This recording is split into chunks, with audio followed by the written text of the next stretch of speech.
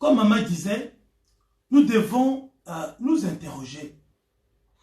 Le moment de confinement, c'est le moment, c'est comme quelqu'un qui est dans le désert. Il est en continuelle réflexion pour savoir comment il va s'en sortir. Quelle direction prendre? Est-ce le nord? Est-ce que le sud? L'est, l'ouest? Déjà, dans le désert, de ces mirages, il ne voit rien. Et donc, il n'y a rien devant lui. Donc, le confinement, c'est comme dans le désert, justement, où l'on doit se poser la question de savoir, est-ce que je m'en sortirai? Quelqu'un qui est perdu donc, dans le désert, se pose la question de savoir, est-ce que je vais m'en sortir? Ou si je vais m'en sortir, comment je vais m'en sortir? Et dans le désert, l'élément essentiel pour survivre dans le désert, c'est l'eau. C'est l'eau. Amen, amen, amen, amen. Or, la Bible nous dit que l'eau, c'est Jésus. Amen. L'eau, c'est la parole de Dieu. Amen. Alléluia. Donc, le confinement, c'est le désert. Or, dans le désert, l'élément essentiel pour rester en vie, c'est l'eau. Et la Bible nous dit que l'eau, la parole de Dieu, c'est l'eau de vie. Amen. Donc, c'est pendant le confinement, on doit chercher l'eau, la parole de Dieu, pour pouvoir nourrir nos âmes, Amen. Amen. nourrir notre esprit et nous maintenir à flot, nous donner de l'espoir et de l'espérance. Parce que dans le désert, il n'y a pas d'espoir. Dans le désert, c'est le tâtonnement. On cherche, on avance, mais on ne voit pas l'horizon. Amen, amen, amen. On avance, on ne voit pas l'extrême, on ne voit pas où on va, mais on avance quand même. Et qu'est-ce qui nous fait avancer? C'est la force que nous avons dans notre corps qui est alimenté par l'eau que nous avons pour avancer. Et ce qui nous fait avancer, c'est Dieu. C'est sa parole. Amen. Et maman disait que pendant le confinement, c'est le moment où nous devons nous interroger. Comment nous avons mené notre vie? Quelles sont les casseroles qu'on laisse derrière nous? Amen, amen, amen. Nous devons mettre de l'ordre dans notre vie. Nous allons revenir un peu sur ce que j'ai parlé dimanche. Un thème, j'avais parlé sur libère-toi de l'esclavage.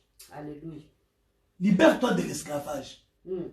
Pendant ce confinement, tu dois réfléchir et prendre des décisions radicales qui vont changer fondamentalement ta vie. Par exemple, il y a cette histoire dans la Bible de cette femme. La Bible nous dit, ici la Bible nous dit que une femme d'entre les femmes des fils des prophètes cria à Élisée en disant, ton serviteur, mon mari, est mort. Amen. Et tu sais que ton serviteur craignait l'Éternel. Or, le créancier est venu pour prendre mes deux enfants et en faire des esclaves. Waouh!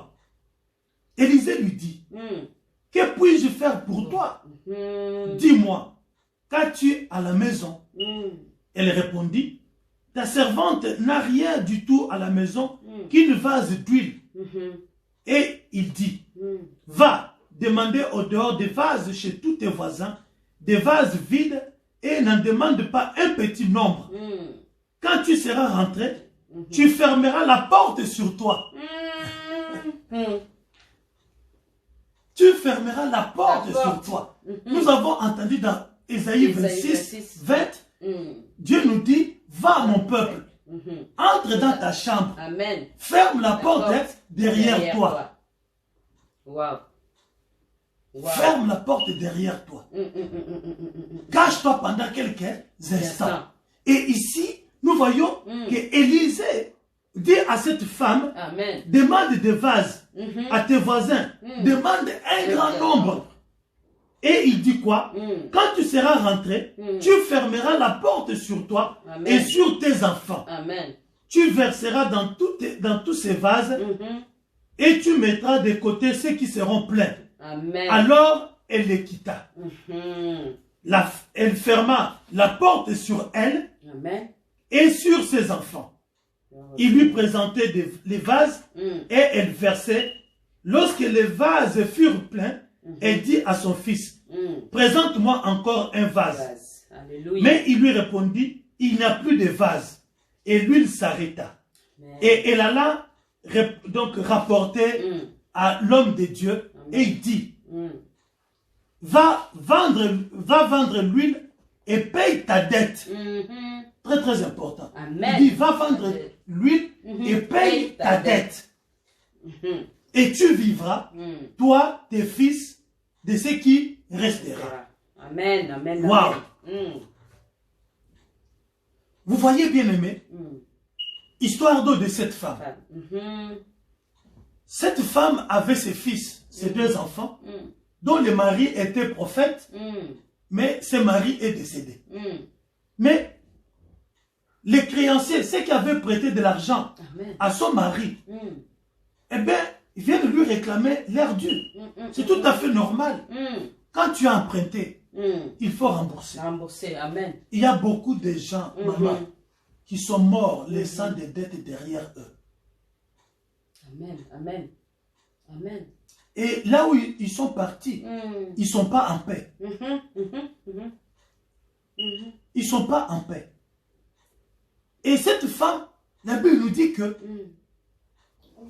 les créanciers sont venus pour prendre les enfants et en faire des esclaves. C'est-à-dire que, bien aimé, les dettes nous rendent esclaves. Amen, pasteur.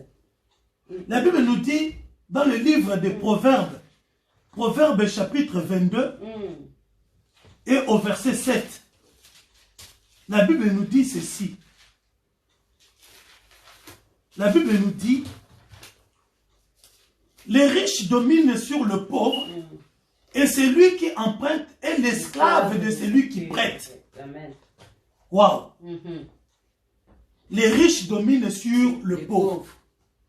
C'est-à-dire qu'un riche, avec tout l'argent qu'il a, il domine sur le pauvre et le pauvre ne peut rien dire. Et la Bible fait le parallélisme entre les riches qui dominent sur le pauvre et les créanciers qui dominent sur celui qui lui a emprunté de l'argent. Waouh! C'est-à-dire que de même façon que les riches et les pauvres, donc est sans défense, et à la merci du riche qui domine sur lui, donc de la même manière que toi qui as des dettes envers quelqu'un, tu es aussi sous sa domination. Voilà pourquoi, lorsque cette femme a fait ce que l'homme de Dieu lui avait dit, il a rempli les vases d'huile, il a dit à cette femme, il n'a pas dit que viens, je vais prier, donc Dieu va faire en sorte que tes enfants ne soient pas pris en esclavage. Non. Non. Il a dit, maintenant que tu as de quoi payer ta dette, Amen. va, vends une partie de l'huile et paye tes dettes. Amen. Amen. Pendant ce confinement, bien aimé, nous devons réfléchir sur combien de gens à qui donc nous devons. Nombreux doivent des choses. Amen. Nous devons à beaucoup de gens. Amen. Amen. La seule façon d'échapper à la coupe, à la domination Amen. des gens, c'est quoi? C'est de payer nos Les dettes. dettes. Parce que la Bible nous dit que celui qui emprunte est esclave de celui qui lui a prêté. Amen. Amen. Tant que tu ne payes pas tes dettes, bien-aimé, sache que tu es sous la domination de la personne. Voilà pourquoi même les banquiers, lorsque tu as contracté un crédit, si tu ne payes pas, les banquiers, il vient, il fait quoi? Il te prend tous tes biens. Huissier. Ah oui. Dieu merci qu'on n'est plus à cette époque. Dieu merci. Parce qu'à cette époque, si on était encore à cette époque-là, même ma petite fille qui est là, on la prendrait en faire une esclave pour payer ma dette que moi j'avais contractée. Ça c'est sur le plan physique. Mais sur le plan spirituel, c'est la même chose, c'est la même loi. C'est le même principe qui régit, même dans les surnaturels. Amen, amen, amen. Amen. Nos vies sont bloquées. Nous n'arrivons pas à nous épanouir. Nous n'arrivons pas à aller loin.